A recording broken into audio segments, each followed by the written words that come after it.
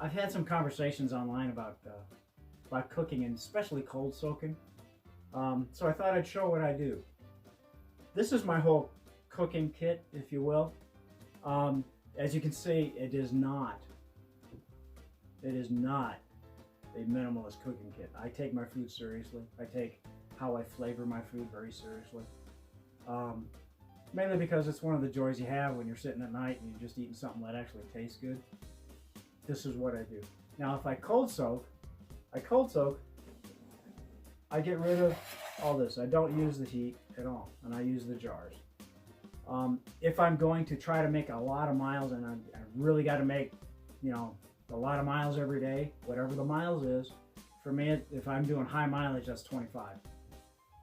I use a few condiments, salt and garlic, and all this gets bounced ahead to a different town, or post office, or hostel, wherever I'm going to be meeting up with somebody or getting to.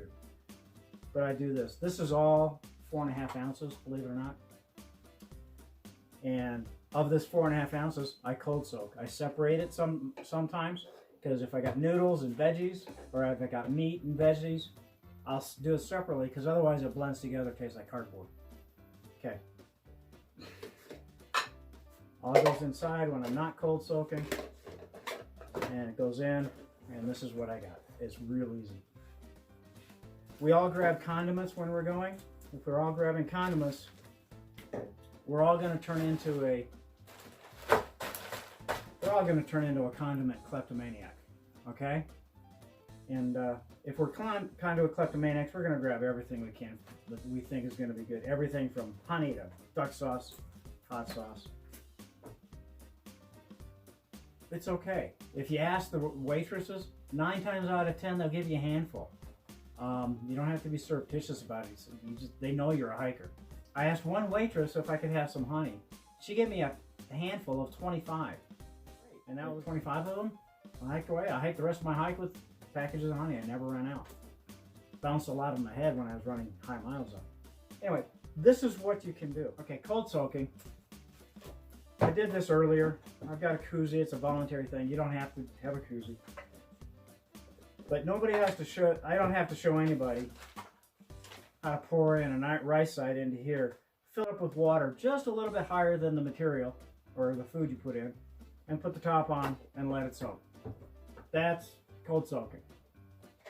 The reason I showed the Knorr is I did this morning because Knorr rice sides, cold soaking only, takes all day to cold soak. I mean all day, from the time you get up till the time you eat dinner that night. You gotta cold soak the Knorr rice sides. Is it a bad thing? No, you just do it.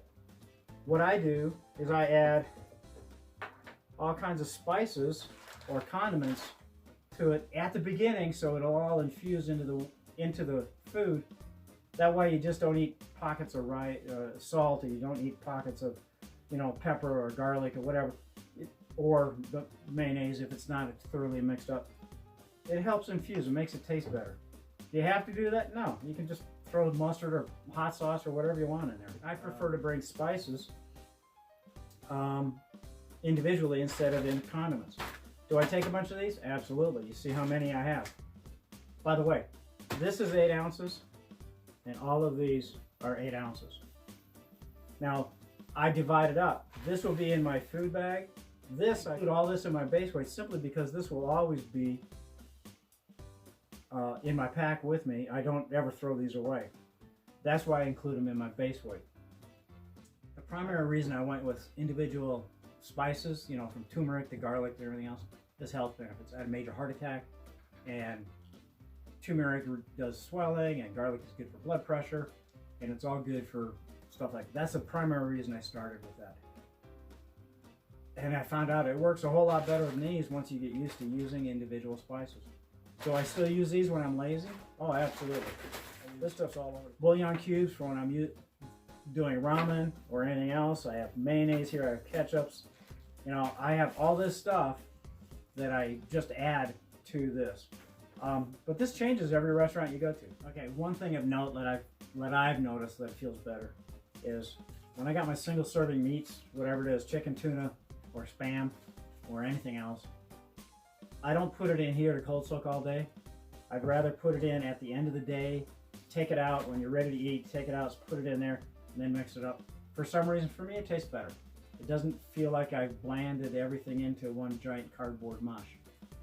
So put your meats in at the end, or your proteins at the end if you're going to be doing that. And yeah, that's why when I'm cold soaking and I do two things and I'm going to have a vegetable protein, I keep them separate so I can have the vegetable and my noodles or whatever, so I can have the taste differences. Ounce and a half for an extra jar, it doesn't hurt. Okay. A quick word on how fast you can eat your foods if you're cold soaking. These, you don't have to do anything, straight out of the package. Pro meal bars, your meats, you just open it up and you can squeeze it out of the package and eat it straight from the package.